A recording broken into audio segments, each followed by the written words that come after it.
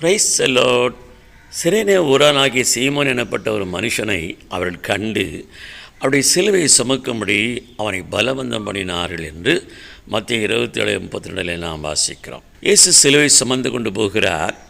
இடையே அவர் தடுமாறும்போது அங்கு தற்செயலாய் வந்த சிரேனே ஊரானாகிய சீமோனை சுமக்கும்படி செய்கிறார்கள். அவரும் சற்று தூரம் சுமந்த பின்பு இயேசு அதை சுமந்து போகிறார். அவரை சிலுவையில் அறைந்தார்கள் என்று சொல்லி நாம் பார்க்கிறோம்.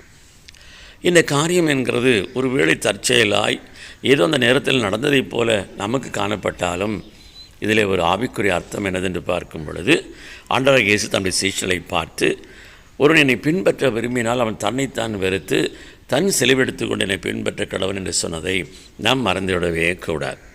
ஆண்டவர் சுமந்த சிலுவை வேறு, நம்மேல் சுமத்துகிற சிலுவை என்கிறது வேறு. பிதாவாகிய தேவன் குமாரனாகிய இயேசு கிறிஸ்துவை நம்முடைய பாவங்களையும் அக்கிரமங்களையும் சிலுவையாய் சுமக்க செய்தது மாத்திரமல்ல, அவர் தன்னுடைய சிலுவையும் இயேசுவின் மேலே சுமத்தினார் என்று நாம் பார்க்கிறோம். அது என்ன அவருடைய சிலுவை என்று பார்க்கும்போது, இயேசு நம்முடைய பாவங்களுக்காக அக்கிரமங்களுக்காக மீட்புக்காக ஒரு சிலுவையை சுமந்தது மாத்திரமல்ல, இயேசுவும் பிதா தனக்கு நியமித்த சிலுவையை சுமந்தார். அதை சுமந்தபடியினாலே அவரால் நம்முடைய பாவங்களை சுமந்து வெற்றி பெறுகிறதற்கு அது மிகவும் பலனாயிருந்தது.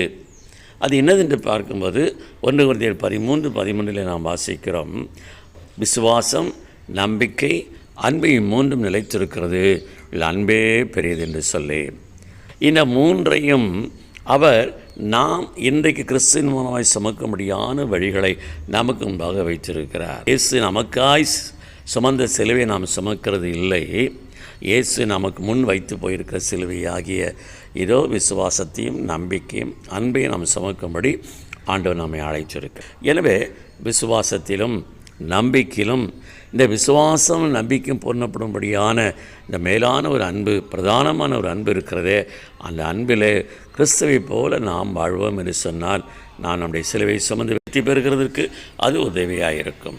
ஆமென்.